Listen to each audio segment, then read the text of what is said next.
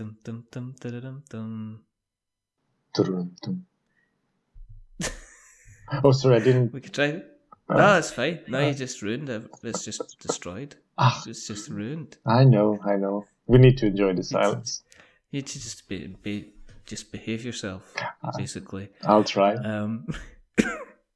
Hello. This isn't. We might as well just jump in. Hello. Hi, Richard. This is not. No, I'm saying hello to them, Oh. not to you. Oh. I could say hello to.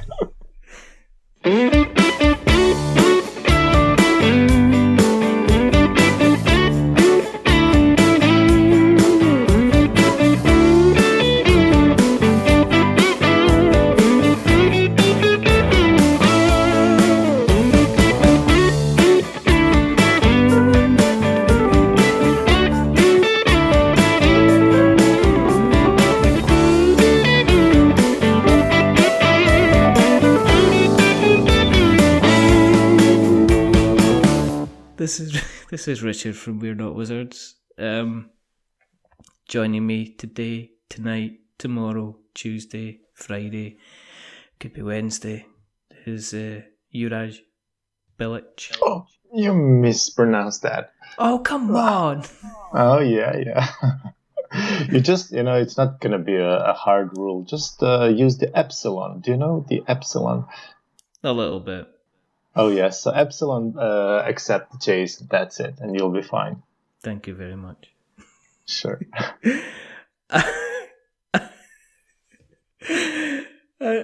Joining us from Adreama Games, which is also known, a little while ago, he published Machina Arcana, and Machina Arcana went on to was very, very successful as a Kickstarter. In fact, was so successful as a Kickstarter that he is back to release he's unleashed his horror, his gothic horror and steampunky type horror of his second edition upon us, aren't you? Huh.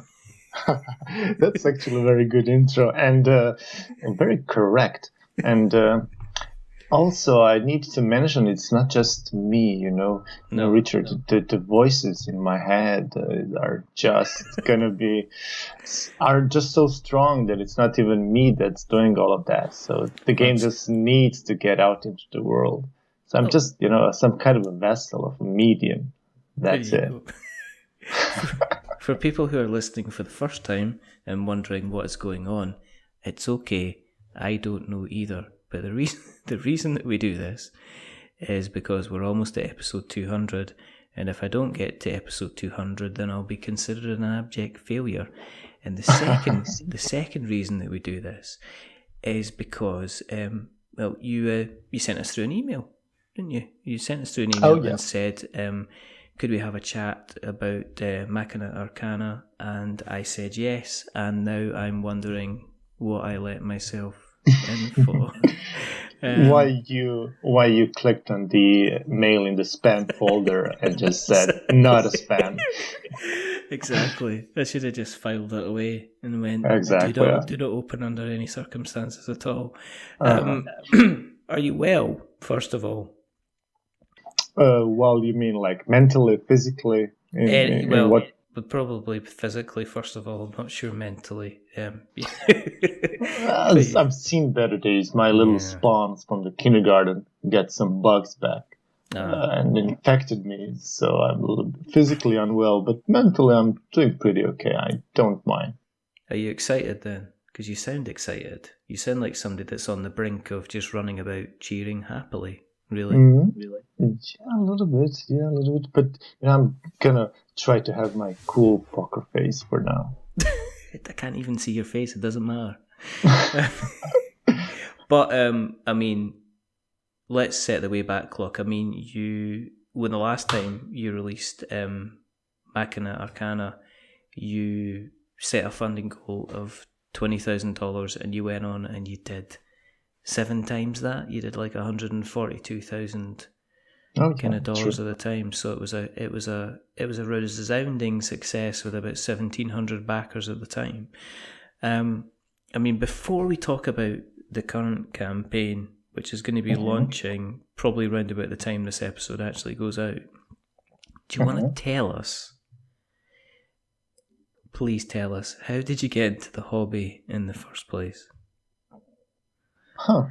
Well, actually, that was my first game that I actually even designed. The most of the time that when I played games, they were mostly video games, and somehow I stumbled upon the game of Arkham Horror, and I was somehow like enthralled with it and immersed into that whole world, being also a Lovecraft fan before that.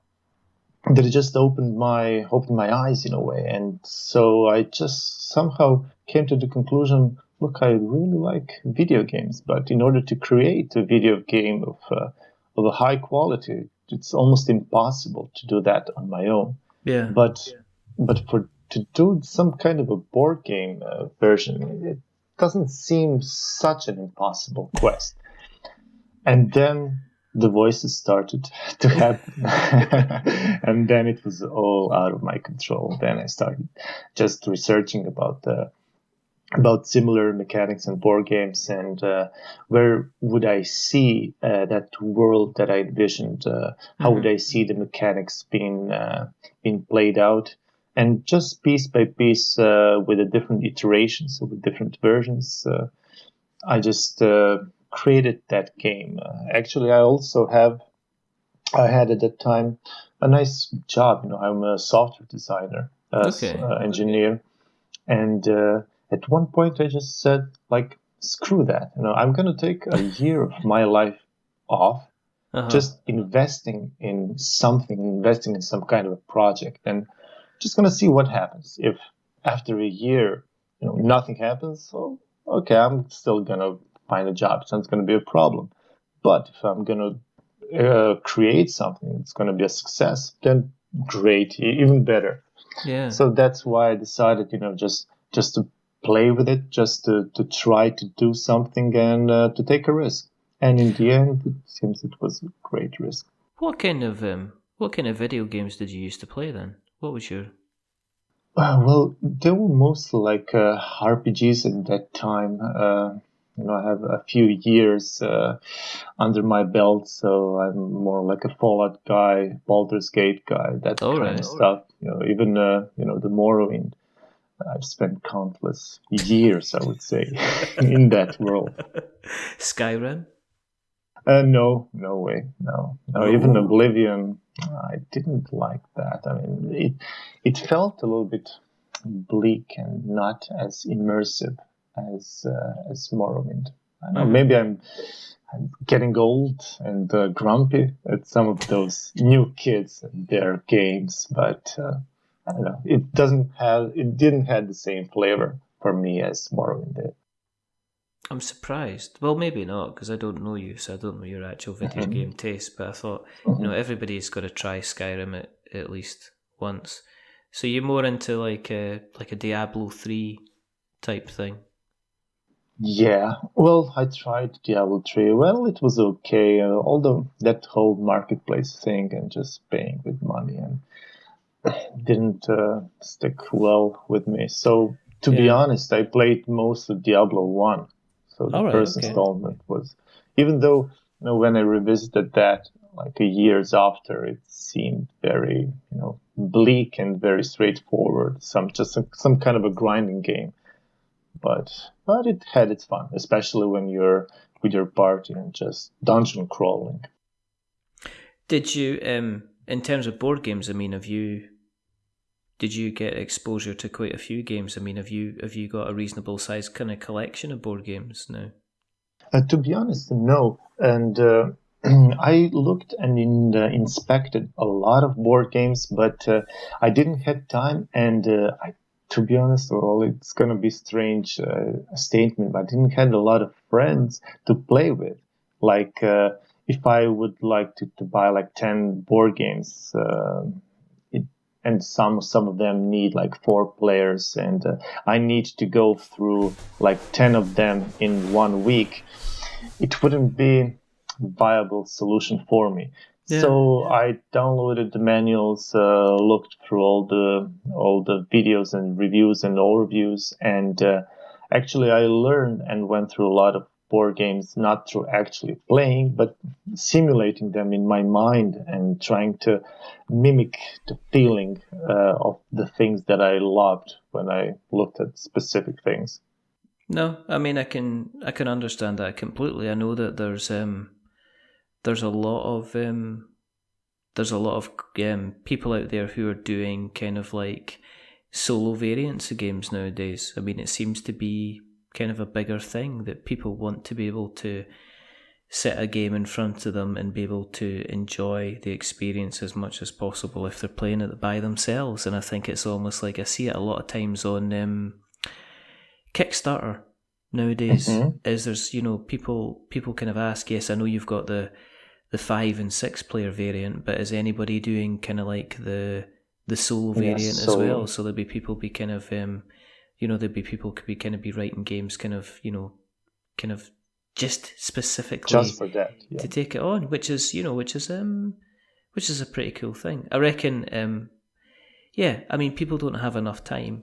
They don't have enough time to maybe sit down and play for 5 or 6 hours. And also sometimes they don't have enough time just to sit all their friends down and actually get it organised so everybody is, everybody's together and playing. So I think that's why you see games like, say, Unbroken, which, did very, very well on the Kickstarter, and that's like a solo game, and that ended up doing about, I think it rocketed to like about, it was almost 600,000 Canadian dollars. So it did an awful lot of money. We big success. we had I think it was Artem. We had him on the show, and it was just before even the Kickstarter had launched. So we didn't know at the time what it was going to do, and he kind of explained it. And we had it was really strange because he spoke to me when he was at his work. So he had he says, was he calm as well before the launch? Oh, he was. He didn't know what was going to happen. It was really, it was really, really strange because he was just like, "Well, I'm finishing work for the day, but then I've got he only had a set amount of time before he had to set off and be home to be with his family. I think at the time, so he said okay, well, we'll record what we can. So I think we spoke for about half an hour or something like that, and then he had to go, and then that was it. And the next thing he knows, he launches, and he must have funded in about 15 minutes or something, and then it kind of kept going.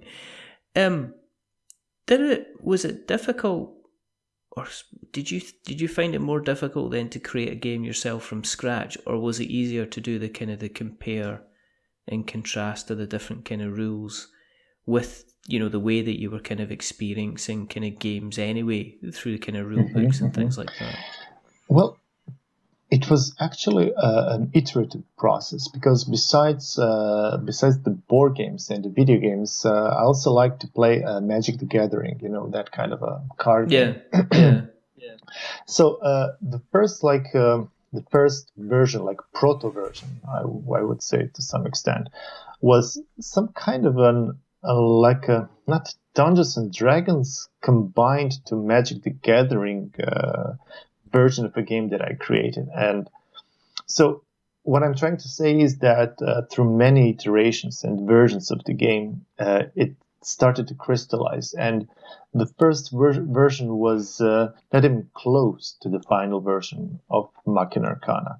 Mm-hmm. So as the version progressed, and with a lot of playtesting again, and using my friends, of course, like guinea pigs, somehow the game emerged on her own. So the first version, no, it was not even similar and close to the final. But through 15 or 20 iterations, that's it. I just felt that all the pieces fell into place. How difficult? Because one of the things they talk about when you're developing a game is the playtesting.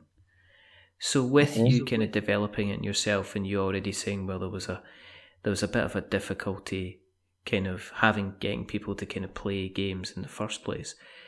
did you have to kind of trust on your instincts in terms of the playtesting, developing the mechanics, or did you get the chance to have other people kind of experience in the game? Well, both. The biggest push towards like the final version of the game was being made after the convention in Croatia, where we just went with the game, and there were like maybe 100 sessions or so, and with all of the people just that I didn't know, that they were like strangers, and they just sat on the table and we played with them, and that brought like two things to mind. First, everything like played really nicely, so it was a really not a big surprise, but some kind of a a relief, like, okay, I'm on the right track. I'm not doing some really big mistakes, like fundamental mistakes. But also the second thing is with the tuning and with just removing some of the unneeded stuff, or tweaking the existing stuff and trying to make the better balance and better enjoyment for all. So yeah, the testing was done mostly by myself, but before the launch to the public, and then with the conventions only with strangers, I would say I've experienced how the game really works, because even with your friends, there's going to be some kind of a bias towards you and towards the game. Yeah. Was it strange kind of getting feedback from people that you know, obviously that were kind of these strangers, maybe critiquing the game, potentially being critical of the game, and was it a bit of an eye opener in terms of how maybe the rules were laid out or some of the mechanics? Did that make you kind of change how those things were done? Maybe I was lucky in a way, or maybe also the context really mattered, because we were on different conventions, and when you're at conventions, people are already in a specific mindset, really open and positive, and just trying to look and try for stuff. It's not like I somehow organized like a meeting where strangers would come and play the game. So we weren't the only game they played. So it was the setting that really brought the best of the play testing with strangers. Maybe it wouldn't be the same experience if it was done under a different setting. So no, it was a really pleasant experience, and a lot of people that were strangers were afterwards friends, and some of them are actually part of the team right now. I mean, so you went ahead and you launched the Kickstarter. The Kickstarter page itself had a lot of information, but then there was tutorials, and you did a lot of kind of like demos and stuff like that. What was it? I mean, one thing I noticed is that you didn't have an awful lot of reviews on the Kickstarter page. I mean, was that a difficult thing as a first-time creator to kind of get that? I mean, I noticed there's maybe like you've got I've seen about 5 on there, a video as well. I mean, was that quite a difficult thing to kind of get? Well, actually, our industry is very special in terms of openness, and somehow a lot of people, as you know, as yourself, are very, very approachable and very positive about, and enthusiastic even about new things, new people. So I would say that I wouldn't say that I'm lucky. I'm actually lucky to be working in an industry that's so open and positive, because we before our first launch, first edition, we contacted a lot of reviewers, and most of them got back with a positive response, and they wanted to review the game. But we didn't have a lot of prototypes, so we needed to have some kind of we need to choose between them, and I think we've chosen a few of them, like Dice Tower and the Board Game Quest, and who made the reviews. And my idea was, okay, I don't need like 15 of small reviewers. Maybe it's just better to preview the game by the established reviewers, and that would be, I hope, enough for the backers to see that we're legit. Yeah. Of course, it's changed an awful lot nowadays. I think people are expecting to have a bigger list, especially if you're a first-time kind of creator.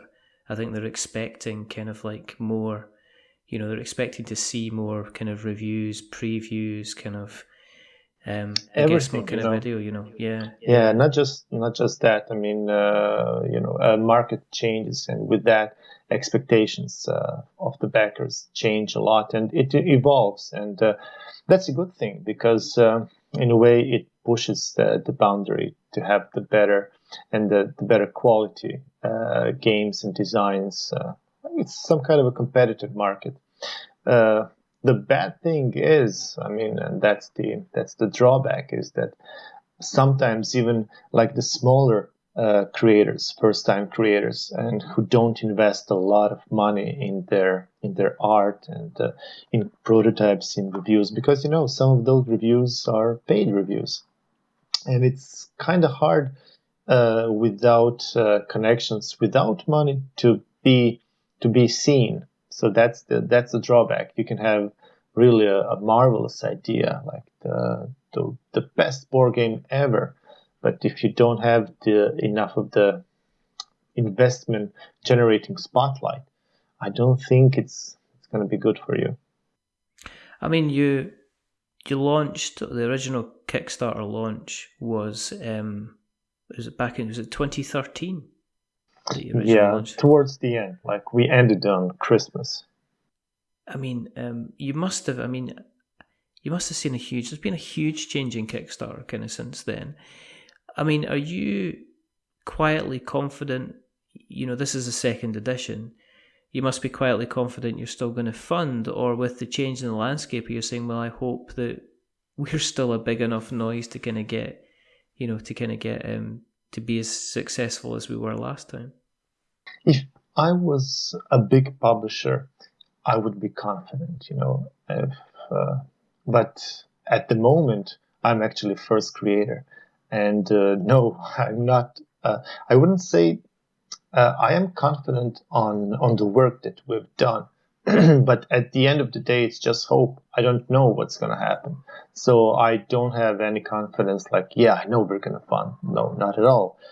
I feel that we've done everything on our part to produce like a really, not just a second edition with more content. We had a couple of years to perfect the mechanics, completely rewrite the manual from scratch, create the art from scratch. So there's a lot of things that we created and we accomplished. And actually today we had even a preview of sorts from Board Game Quest, who I really admire their opinion, and I really enjoyed just reading that preview because it boosted my confidence. But was it a bit nostalgic as well? As in, was it kind of like a bit nostalgic, kind of, because they obviously were one of the guys that reviewed it last time? Did it kind of give you a flashback? Did they use the same sentences? No, they didn't copy paste the previous article. Just like to change the date at the bottom and just said, no, it's still very, very, very, very kind of good. But again, I mean, is the approach kind of going to be the same? I mean, what? Okay, let's talk about Machina Arcana. Mm-hmm. How many?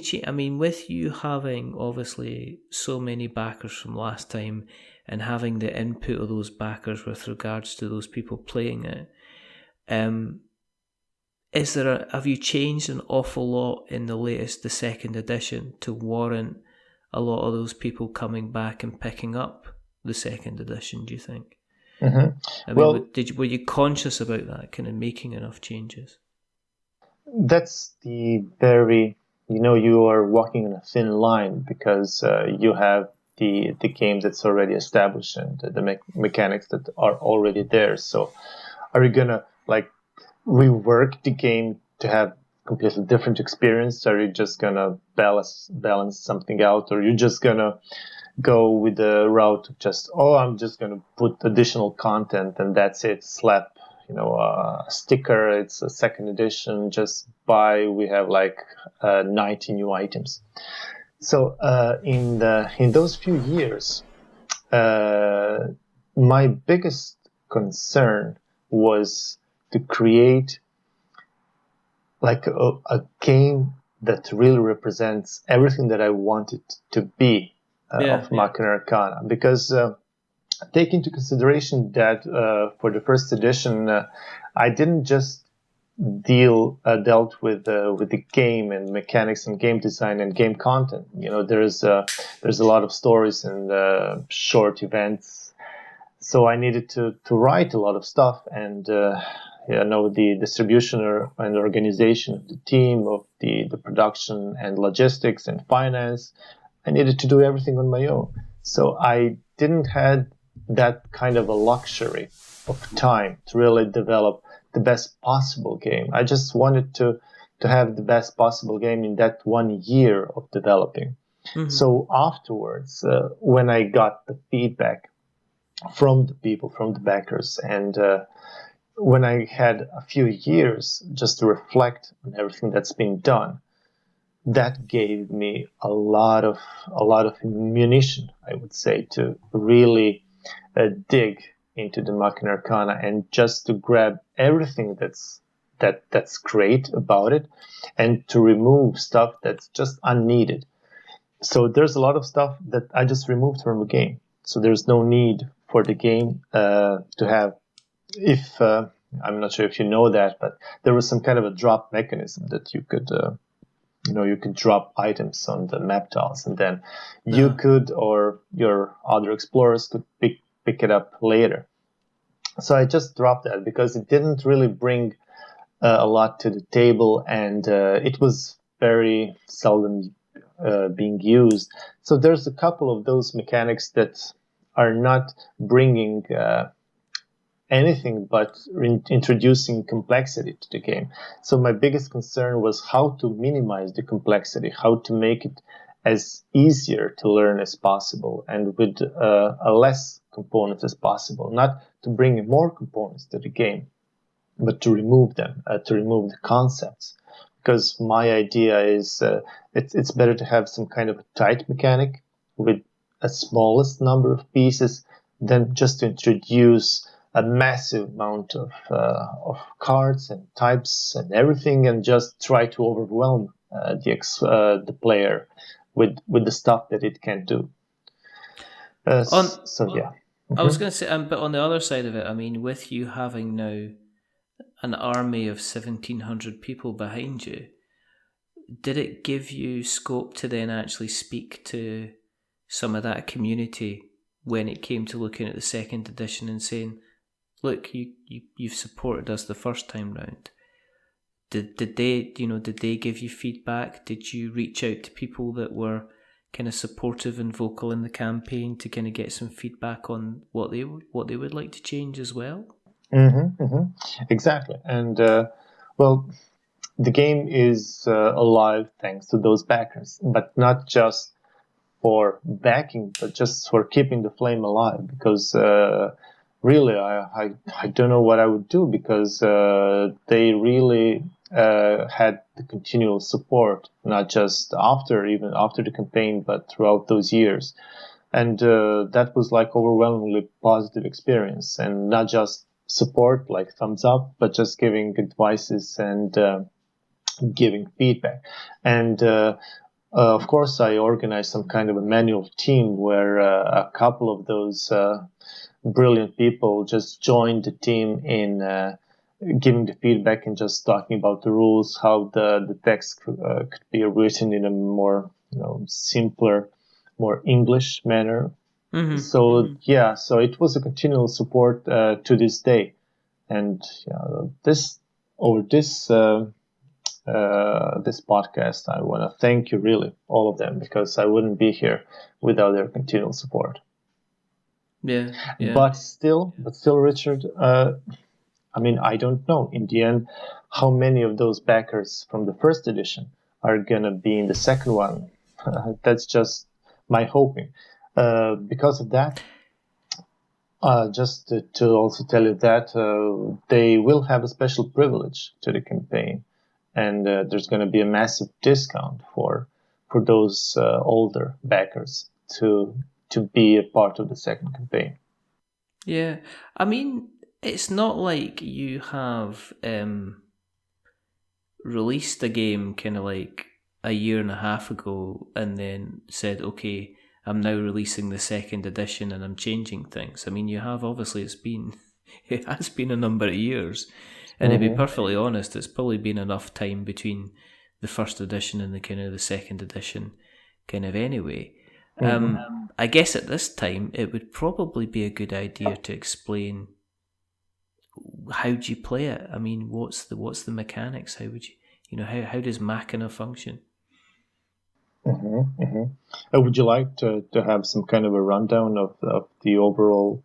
Yeah, that would be good. Yeah, that would be good. I think. I think the thing about a lot of our listeners is some of them, they're getting into board games quite recently. Others will have probably only joined a couple of years ago, and for some, they'll be, this will be the first year that they've been doing. They've maybe dipped into a couple of Kickstarters, so it'd be a good idea just to hear a little bit about the mechanics behind Machina Arcana, if that'd be okay. Yeah, of course. Well, first of all, it's like some kind of a story-driven game. So when you start, you will choose a scenario. So there are a couple of those scenarios in this core box, and you will just choose one. And then each scenario has a number of chapters, and you will progress through the game by progressing through the chapters of the game. And you set up like some kind of a random big map tile board in front of you. You put your explorers, and you start exploring the map tile. You have a lot of different spaces that you can activate, like a chest, and then you can gain a treasure, or activate an event space, and then something beneficial happens to you. That kind of stuff. But of course, bad things happen as well. So besides explorers moving around, just enjoying their time in the subterranean complex, monsters will appear as well. Yeah. And not just monsters, really big horror monsters that are just trying to activate some kind of a subconscious fear and just try really to drive you crazy. Besides that, there's also bad things that happen as well, some kind of horror events. So in a way, people just take their turn, then monsters are going to be spawned, then some bad things may happen, and then monsters play and try to kill and eat the explorers, and that's it. Sounds nice. Yeah, so pleasant. Oh, it is. But for monsters, it is. It's like My Little Scythe all over again. Something like that, yeah. It's some kind of a worker placement mechanic, but the machine works by using the blood of explorers. That sounds beautiful. Where do I sign up? How long does it take for a game? I mean, what do you do? I mean, what kind of actions can you do in the game, first of all? Also, it's very important to note that there are like items that you can, of course, by gaining treasure that you can use, and it has a lot of steampunk flavor throughout the game. So you can upgrade the items. For example, let's say that you found some kind of pneumatic hammer in the chest, and then you have some small pistol, and then you try to upgrade that hammer with the pistol, and then you also augment the pistol with some kind of a ghost powder that enables you to target monsters through the walls, that kind of stuff. So there's a lot of mechanics involved with items. And there's a lot of mechanics involved with the events and using the map tile. So let's say that you have a lot of monsters and you just need to run away, because sometimes running away is the best option.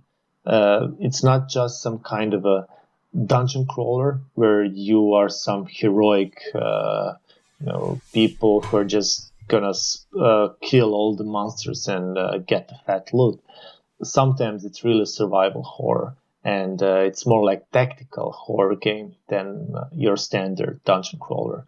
And when I said like run away, sometimes you'll need to close doors to just hinder the monsters, or you need to activate traps, and then you're going to impale everybody on the trapped spaces, or you're going to hit the exploding barrel that's going to, of course, explode, that kind of stuff. Is it competitive? As in, are you meant to work together as a team, or can you kind of mess other players up if you decide you want to do that? Yeah, it's fully cooperative. Yeah, it is. Although once you die, then it becomes competitive, and by saying so, that means that by default, if no explorer have died, then the monsters are governed by the AI. So they're just like some kind of a mindless monsters. They're just going to attack the closest explorer. But if the explorer dies, then he's going to control the monsters, and he's going to try to kill the remaining explorers alive. That's pretty cool. Oh yeah, and also cool. at the end of the scenario, there is some kind of an end game. So when you finish through all the chapters, and then it's just some kind of a mini game at the end of each scenario with its own special rules, with its own map tile that you need then to win, or of course be devoured. Was it? I mean, as you're going through, kind of writing the scenarios and things like that, were you building up you kind of like your own lore for the game, your own stories for the game as well? And did you borrow from other elements, or did you try and kind of create your own world out of nothing? Well, I used a lot of feel and from the Lovecraft, and all the monsters are his like initial creations. So there's a lot of Lovecraft in there, so that Cthulhu mythos is there. The game itself has a lot of lore and a lot of background story, and for the first edition, we even, I wouldn't say published, we even had like 2 mini books. One is a storybook that gives you a lot of introduction, prologue to the whole world, and it takes you through all the scenarios. It's some kind of a combination of the story and the art book. And the second book is Bestiarium, that gives you the overview of all the monsters and their background story as well. So there was a lot of like world creation involved. Although I have to say a lot of that was borrowed from the existing elements of Lovecraft mostly. Yeah, I mean, when you're creating your own lore, do you feel compelled to make changes for the sake of making changes, or are you quite happy to say, well, this is well established enough and well thought out enough that if you started making changes, people are just going to say that's silly because that's not how it would actually work? Yeah, true.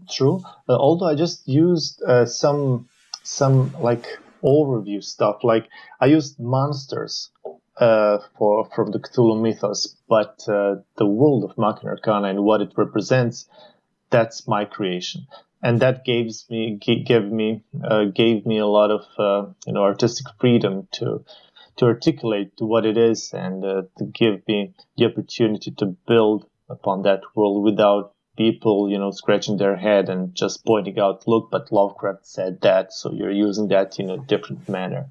So in a way, I used a lot of elements, but those elements are really like monsters, that kind of stuff. We have Spawn of Cthulhu, but but the whole world of Machina Arcana, it's much bigger than just a series of monsters.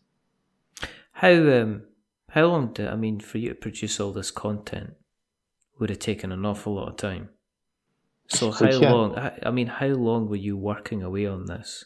I mean, how many were you putting in a lot of hours a week, or were you you mentioned that you took a year off work. Exactly, and that was a year like 16 hours per day, every day, 7 days a week, something like that.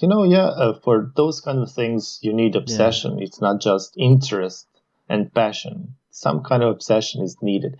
And that's also the reason why it took so long for the second edition, because immediately after the first edition, and when the fulfillment was done, then I made a break, and I went to Ireland. I went there for a couple of years, contracting as a software engineer, had 2 kids in the meantime. So that's something that really put me on a different route from developing the second edition. And that's the main reason why it took also so many years, because for that kind of stuff, you really need to be 100% into it. So if you're not, then it's going to take a lot of time. Do you think that's a danger when you're creating a successful IP, that if people are screaming out for a sequel, that it's very difficult to, was it catching lightning in a bottle? And but you sound quite, as I said, you said at the beginning, you sound kind of quite relaxed, even though there's obviously the voices, but it helps, and even though I'm a little bit of role playing with the voices, it really portrays the feel of it, because it's not like I'm building a game for the success and for the backers. I want really to create the best possible game that I can. And if I approach it in that manner, not for people or money or that kind of stuff, then it alleviates that pressure from outside. And then it's all me. I mean, how good can I produce that? Can I find those artists? Can I somehow develop that ideas that can be flushed into a game or not? Will I fail? So a lot of that is on me, and I like that much better than to give that responsibility to the outside world. I mean, during the time that that Machina was getting ready and printed and produced, did you have other ideas that you were thinking about? I mean, that must have been, to be successful, and it was very, very successful. Did it give you a massive kind of boost in confidence for you to kind of dust off other ideas, or did you spend so much time on Machina that it was difficult to kind of maybe focus yourself on other things? I couldn't do that at the moment, because at that time there was a couple of changes in my life, as I mentioned, with emigrating to Ireland and with the baby. So all of that just shifted my focus for some time. I couldn't, and it didn't felt right, to develop new stuff while the baby's underway. So I postponed that for a little while before it opened again that opportunity. Yeah.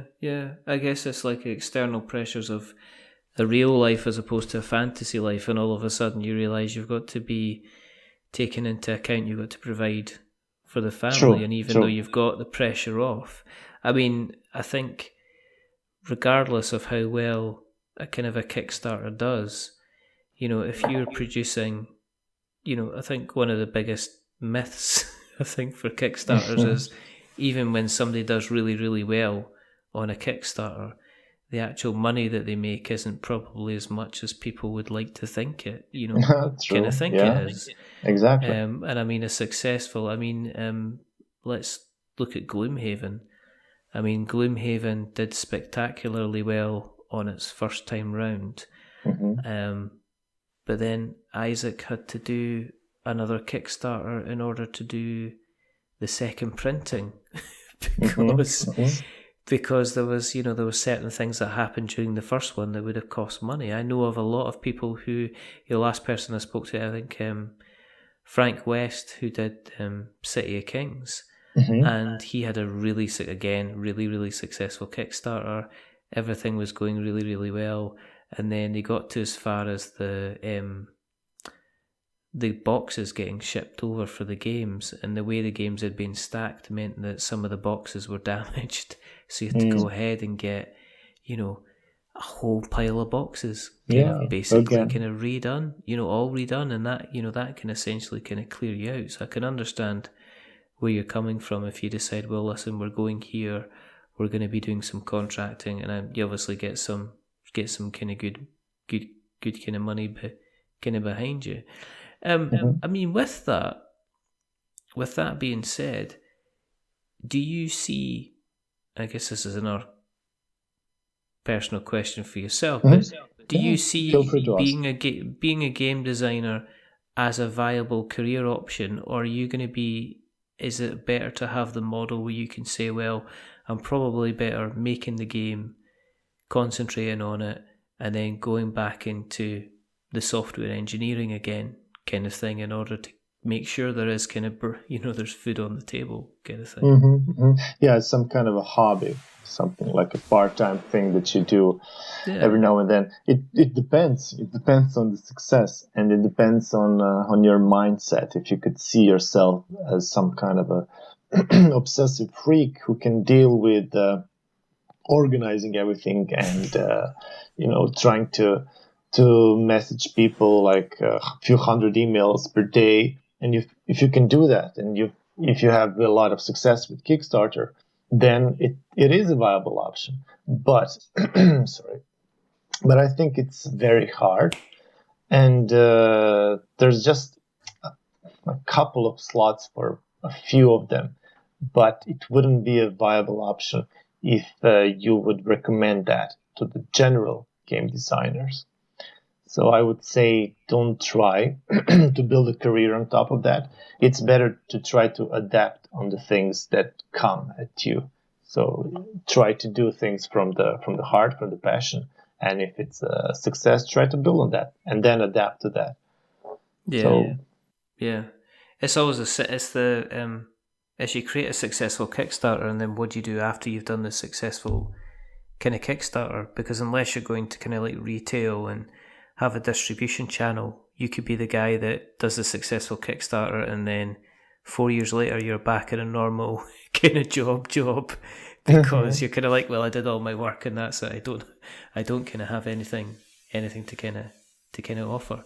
But I mean, as I say, this must be. I mean, you said you're calm, but I mean, you sound still quite excited, and are you kind of ready to see what happens over the next kind of 30? I mean, how long is the Kickstarter going to be kind of running for? Just going to be 23 days, a little bit lower than the normal, like 30 days. Was there a reason for that? Well, most of the times when you look at the graph of the funded Kickstarters, the biggest plateau is in the first 3 days, and also the last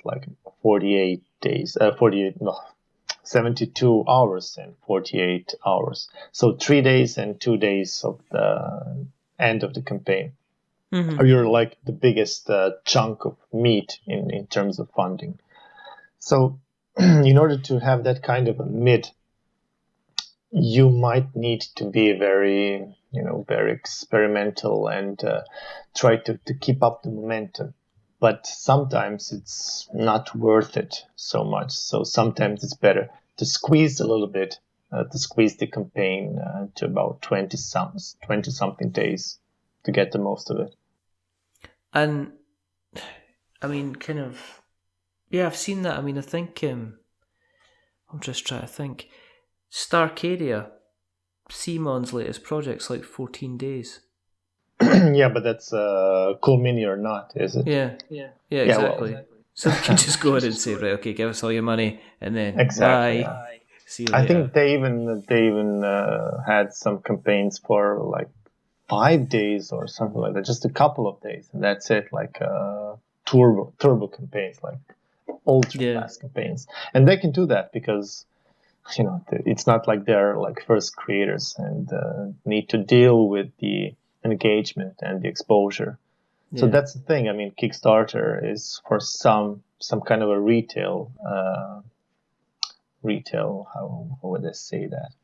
some kind of a shop, online shop, and for Yeah, some, well, it's becoming an online shop, isn't it? Because yeah, Monolith's next game is going to be like you order from us and we've already got 1,000 units ready to go, and you're basically pledging to yeah, race to get your copy of the game. I mean, Mhm. going back to you from say 2013,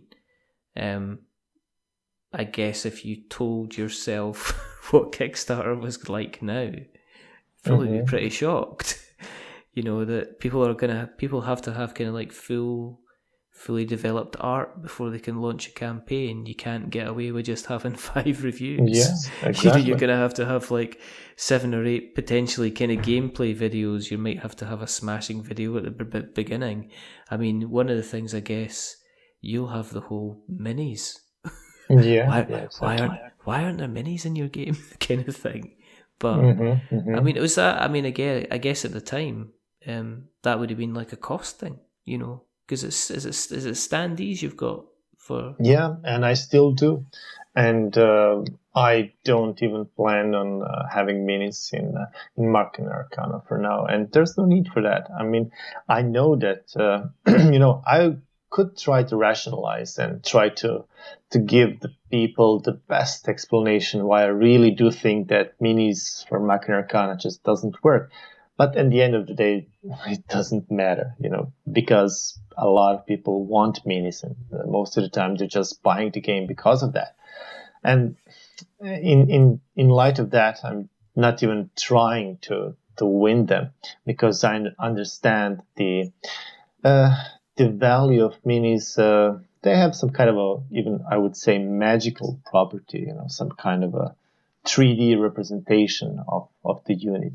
But for Machina Arcana, it doesn't work, mostly because the map spaces are quite small, like 2.5 centimeters. And Yeah, it wouldn't make sense that your hero is the same size as like some kind of a big boss like Spawn of Cthulhu. yeah, It didn't feel right for the immersion. So we didn't go with that idea. Also, the cost of minis, yeah, people don't understand that if I have and I do have 50 unique units, that's gonna be mostly we're looking at maybe $200,000 just for like a default stuff, just for tooling stuff. We're not even touching production, and I don't want to take that kind of a risk. I wouldn't be confident as such. What I can do is produce the best possible standees with the best possible art, and then the standees can even grow. So in this second edition, based on the monster level, they will grow, and you can do that because they're flat, and there's a lot of space in that regard. And I would even say that for me, I would say that I'm biased, and I'm aware of that. But those standees work pretty well because not just that they're in color, they also have the background in them. So it looks a little bit better and immersive to me than just like a white mini. Of course, you can paint them, but that also involves a lot of work, and I'm not sure how many people do with that. I think they do, a lot of them. I mean, that's the reason why they're buying minis. But I'm not into minis, and I'm not into painting, so I don't see the appeal for myself. So it's the weight thing. It's also the size of the boxes. I mean, I remember everything. getting, the pledge through for the others, Hmm. and this thing came in the box. You could probably fit like a reasonable sized dog in, to be Yeah, yeah. perfectly honest. And it was also, the other thing is, as well as you play the core game, but you keep the other minis to the side because you don't necessarily want to be kind of playing with them just now, and Hmm. they end up kind of not getting kind of played of. I mean, City of Kings again is a good example. They've got standees, and Frank was adamant he wasn't going down the miniature route because he didn't think, again, just like yourself, he didn't think it was fitting in with the aesthetic of the game, and Hmm. with basically the size of the tiles, the size of the gaming, kind of the gaming, the game space that you had. So that's one of these things. And as you're right, it's the cost. I mean, if you turn around and says, okay, well this time we've got to add on an extra, $35 a box, and it's like, well, why is that? And it's like, well, because you've got little bits of of plastic kind of in there as well.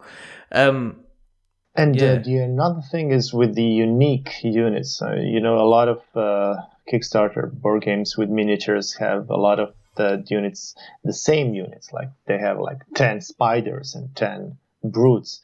But in Machina Arcana, everything is unique. Every card is unique. So we are looking at like 50 unique models. So that's the cost of that is just extraordinary. And not just the cost, even the logistical problems with that. So what if there's some kind of a problems with the quality of them? A lot of board games have that quality problems. And what then? There's a lot of things involved that are sometimes out of my reach, and I can't control that. So I try to adapt and try to control what I can, and that's also the reason why I postponed minis for now. Maybe for some other game, but not now. So, getting down to the nitty-gritty, as we shall say, how much is it going to be to pledge to get the kind of the core game for Machina Arcana? It's going to be $50 for the core game. That's nothing. In the scheme of things. In the scheme of things nowadays. Because I see, I mean, this is the other thing. This is me on my ranting thing. I am currently being put off by pledging on anything on Kickstarter because the base stuff seems to be about $120. Whoa. Yeah. And I'm just looking at $120, $99, and that's just it's quite high. It's too much, yeah. It's too much, and that's my reasoning again. Yeah.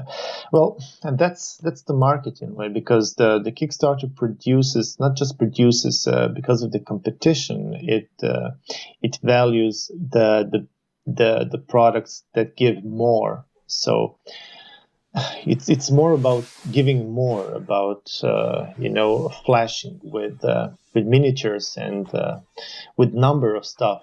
But if you have less, it would feel to some backers that you're not offering the same value for the dollar. Yeah. So, but that's the problem. But it's inevitable, and that's just the reality of that. So even. Yeah, no. What were you saying? Well, also for that $50, it's not just we are gonna give you less stuff. For example, there's gonna be like 300 illustrations in that game that we designed, and like I also said before that every card is unique, and there's gonna be like 250 stories and incidents happening, and some of them are like events that you're gonna read aloud, some kind of poems, beneficial stuff that happens, bad things that happen, short stories.